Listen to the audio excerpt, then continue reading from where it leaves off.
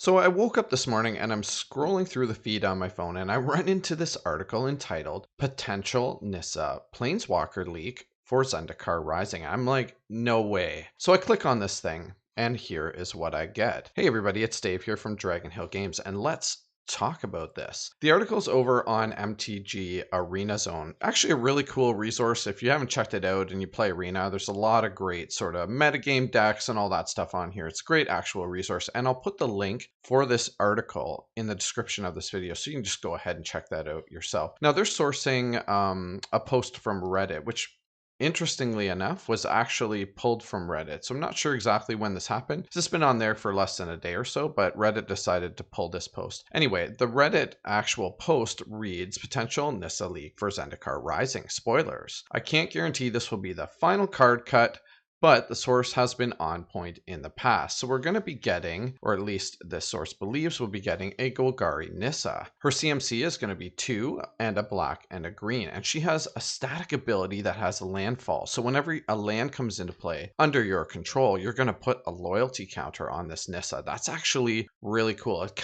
tells us a couple of things about Zendikar Rising. A, that landfall is going to be back. So let's quickly go over landfall. It's an older ability in case you're not familiar with it. And I'll put up one of the classic landfall creatures up here. This would be Hedron Crab. This thing's amazing. It's a staple in modern mill decks, that is for sure. So landfall is an ability that triggers anytime a land comes into play under your control. Now that can be for any reason. So the obvious example would be I play my land for turn. And historically people have taken advantage of landfall triggers by using things like fetch lands, or in the case of standard would be something like Fable Passage, right? So I play my Fable Passage, boom, landfall trigger. I sacrifice my Fable Passage, go get another basic, that comes into play, boom, and another landfall trigger. But landfall also triggers any other time you put a land into play. So think of things like Uro or Growth Spiral, for example, right? I play my Uro, I gain my 3 life, draw a card, and I put a land into play, boom, landfall trigger. So you can see if you have a few ways to sort of ramp yourself out and get a bunch of extra lands into play, you can really take advantage of big landfall turns. Now, landfall does use the stack. So let's go back to our Hedron Crab here, for example. If I play a land, boom, I get the landfall trigger. Now this goes on the stack. I'm going to choose a player, and that player is going to have to mill 3 cards. If I have a bunch of other triggers that go on the stack along with it, like I have multiple landfall creatures, for example, I can order those triggers on the stack just like anything else. All right, so now that we have a handle on landfall, let's go back to this Nissa. If we can make a landfall work for us with various sort of ramp strategies, think Uro, stuff like that. So maybe this is, like a Sultai deck or something like that. We can really get this Nissa rocking and rolling. She has a +1 ability that untaps a land you control. It becomes a 3/3 elemental with haste and menace until end of turn, and it's still a land. So not all that great if we compare it to something like Nissa Who Shakes the World that actually changes our lands into creatures for us. But she has an awesome -5 ability where we put a creature with converted mana cost equal to or less than the number of lands we control from our hand or our graveyard onto the battlefield with an additional 2 +1/+1 counters on it. And this Nissa is going to start with 4 loyalty counters. Now in the post, in the comments, the guy actually goes on to say that I forgot to add to this post, but the same guy predicted Narset of the Ancient Way correctly from Ikoria, and he got every feature on the card. We might actually be getting a Golgari Nissa. So let's go back over to MTGArenazone. This is their interpretation of a Golgari Nissa. Like this is sort of fan art type of thing, right? They actually say that in the article. As cool as this art is, I think it might be a little bit too round for the stance that Wizards is taking these days. So I doubt we'd actually see a Nissa that looks like this, but really awesome fan art nonetheless. On their interpretation of the card, they put it as a 0 ability. So landfall, whenever a land enters the battlefield under your control, put a loyalty counter on Nissa. And then obviously Golgari Nissa is not going to be the name. That wasn't actually spoiled along with the card, and neither was any of the art. This landfall ability is actually a 0 ability. I think that takes a lot away from the card. If it's just kind of a static ability on the card, sort of whenever you play a land, you get to put a counter on this version of Nissa, then she could actually be quite powerful. But if we have to use our sort of planeswalker ability for the turn to 0 her, and then, maybe we use something like Fable Passage or whatever, get a few lands into play and get a couple extra counters on her, just doesn't seem as awesome as it definitely would be if this was just a static ability. But the rest of her abilities are really cool. Again, not so much on the +1.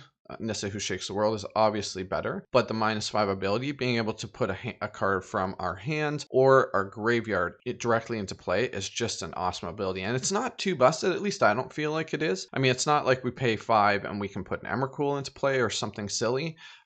It's actually CMC equal to the number of lands we control. So obviously we need to have a big land ramp strategy to make her super effective.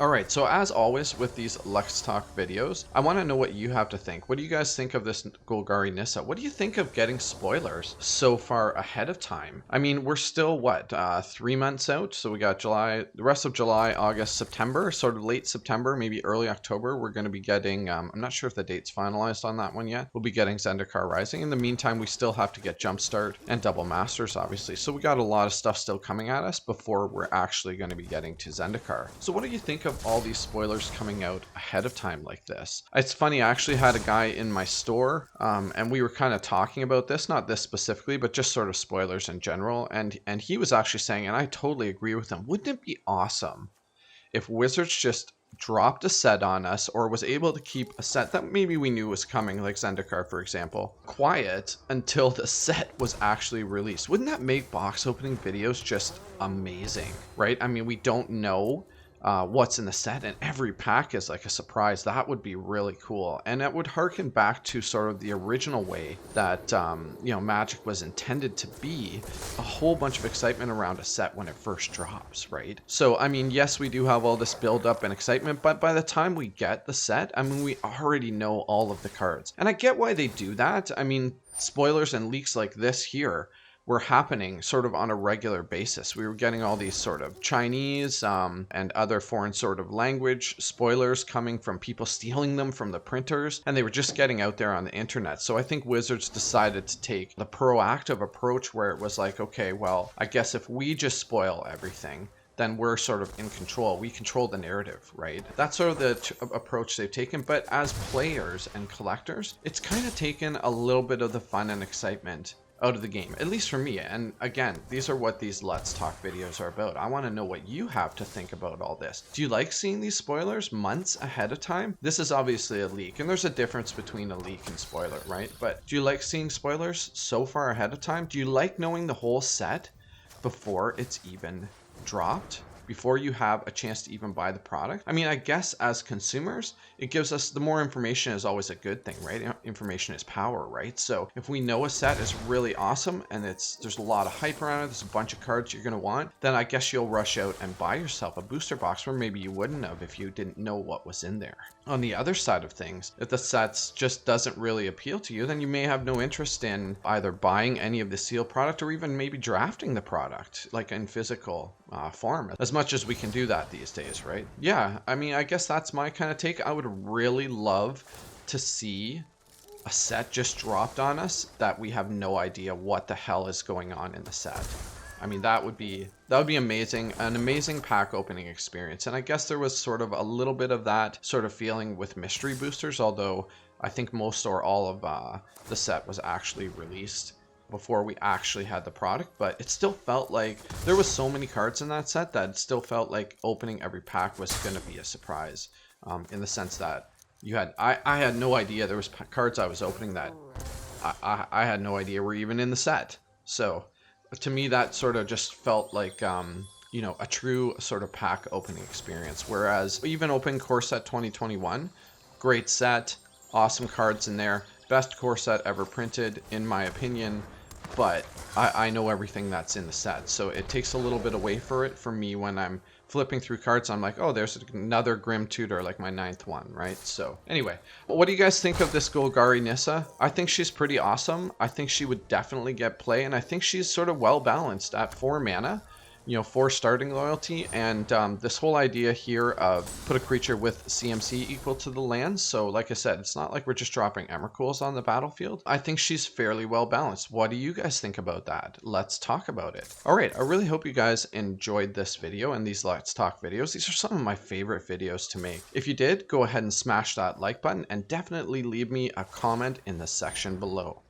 Bye for now.